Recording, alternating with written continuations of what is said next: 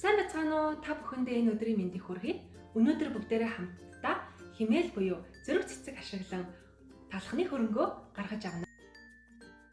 Та бүхэн хатаасан болон хатаагаагүй аль ч хэлбэрээр цэцгээ хэрэглэж болно шүү. Ингээд бичлэгийг маань эхнээс нь дуустал нь үзээд хамтдаа туршаад үзье. За та бүхний өмнө хөрөнгө гаргахад шаардлагатай эхний ээлжинд хэрэглэгдэх зүйлс маань тавигдсан байна. За энэ савнд бол 1 литр 500 мг ус байгаа. За энд зөгийн бал, цэвэр зөгийн бал байна. За зөгийн балыг бол нэг том хаалны халбах хэрэглэнэ. Энд маань химээл буюу зөрөг цэцэг маань байна. Хатаачихсан. За хатааснараа байна. Хатаагаагүйгээр нь мөн хэрэглэж болно. За энд бол яг 10 г байна. За нэг хаалны халбаг зөгийн балаа хутгана. За шүүлтүр байна. За шүүлтүр том болон жижиг шүүлтүр аль аль нь болно. За ингээд бүгдээрээ хөрөнгөө гаргаж авахт бэлэн боллоо. Эхэлцгээе. За хамгийн түрүүнд плетгээ сайхан халаагаад литр 500 мг усаар хийн.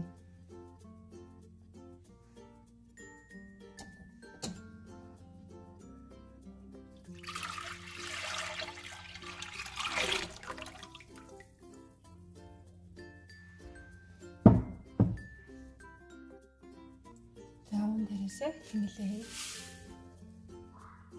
Одоо үнийг сайхан утгаад таглана.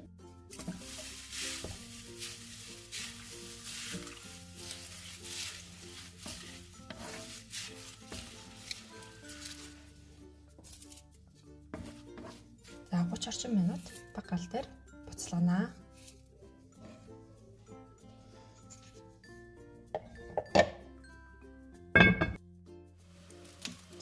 Сайхан буцалж байна. Одоо галаа багасгаад 30 минут орчим сайхан зөөлөн гал дээр бүрхлээ бослогчээ.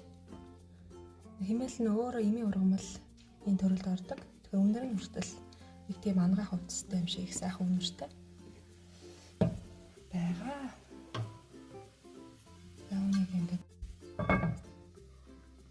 галын багасгаад орчихъё. За ингээд 30 минут буцалсан учраас одоо үнийг шүүгээд авна.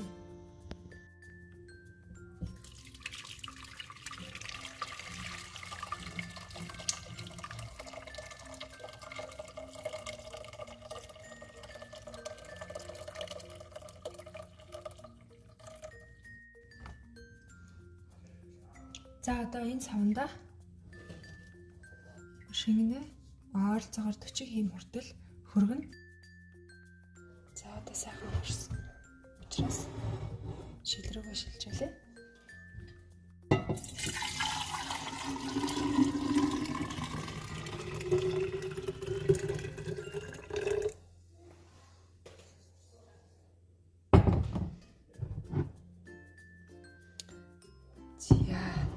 Тэгээд одоо үүн дээрээ маш сайхан ахиухан нэг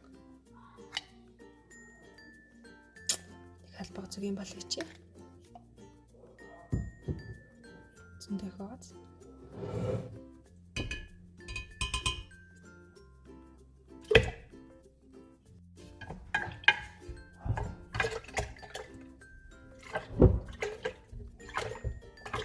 За 40 хэм хэрэг халуун талаар хүмүүс бодож исэн бол нэг тарга бүрхтэй бүгдээрээ чигчээ хуруугаараа нэг сүүнийхээ халуун хөтний хэм биш үздэг шүү дээ, тийм ээ.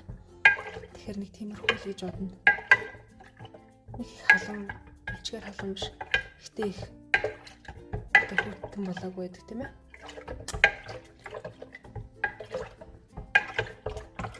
За ингээд зөгийн болоо сайхан.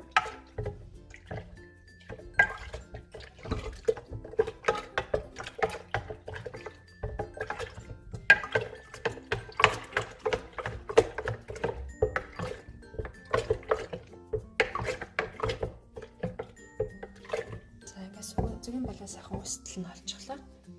Тэгээд үүнийг энэ савтай тагийн тавьж орхиод гэрийнхээ амьд орхичээ.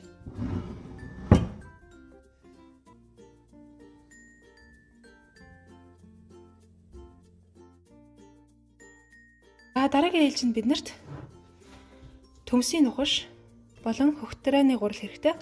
Төмсийн нухаш нь халуунаар байгаа. Энд бол ойролцоогоор 450-аас 500 г төмсийн нухаш байна.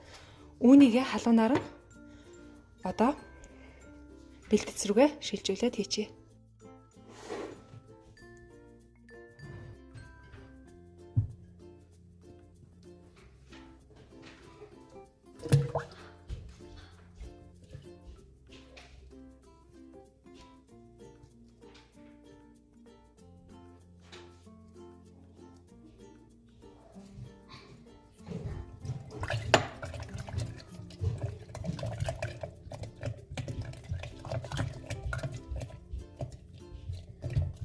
Төмсийн нухшаа би бэлтгэхдээ зүгээр төмсөө сайхан жижиглж гэрчээд чигнээд түүнийг миксерээр жижиглчихсэн.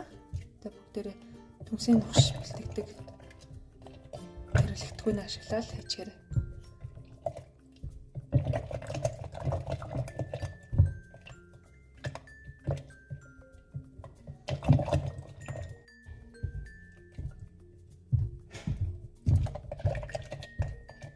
За ингээд төмсөө олчихлоо. Одоо үүний дараа 200 г хөхтөрөөний гурал дээрээс нэмээд тавьчих. Хийчихнэ.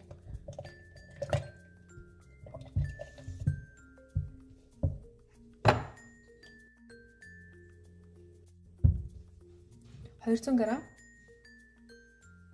хөхтөрөөний гуралаа нэмчихнэ.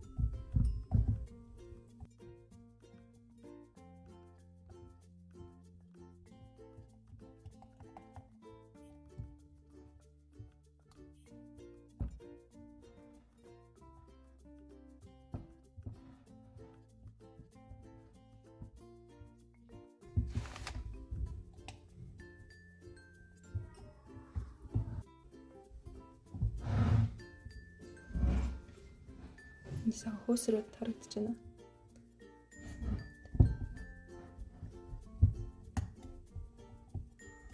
За ингээд сайхан гурлаа бүгдийг бутлаад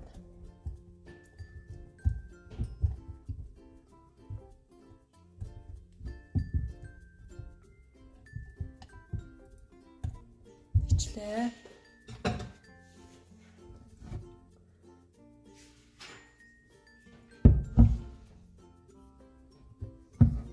За одоо тэгээд сайхан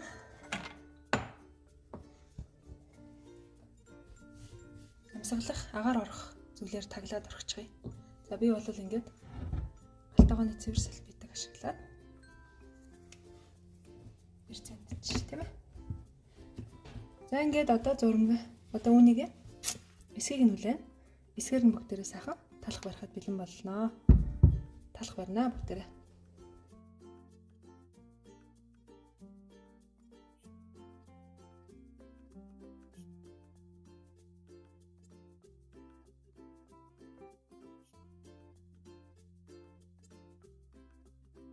За ингээд хөрөнгө маань бэлэн болсон байна. Та бүхэн харж байгаа хөөсрөөд давхруу тогтцоо. За би энэ сав маань энэ сав маань арай багадах гэдэг юм шиг болохоор өдөр шилжүүлээд хийчихсэн. За тэр нь болсон байлээ шүү. За ингээд тарах юм бол ингээ хөөстэй. Одоо энийг та бүхэнд харагч байна уу? Зөндөө хөөстэй. За одоо энийг болохоор ерөөсөө сайхан шилэн савнд таглаад хөргөчөндөө бүтэн сар хадгалж болно. Тэгээд үүнээсээ гаргаж ирээд талхаа бариад байна гэсэн үг шүү. Тэгээд дараагийн бичлэг дээр бүгдээрээ хамтдаа талах барина үгээрээ. Бичлэгийн маань дуслуулсан та бүхэндээ баярлалаа. Дараагийн бичлэгээр дахин уулзцгаая.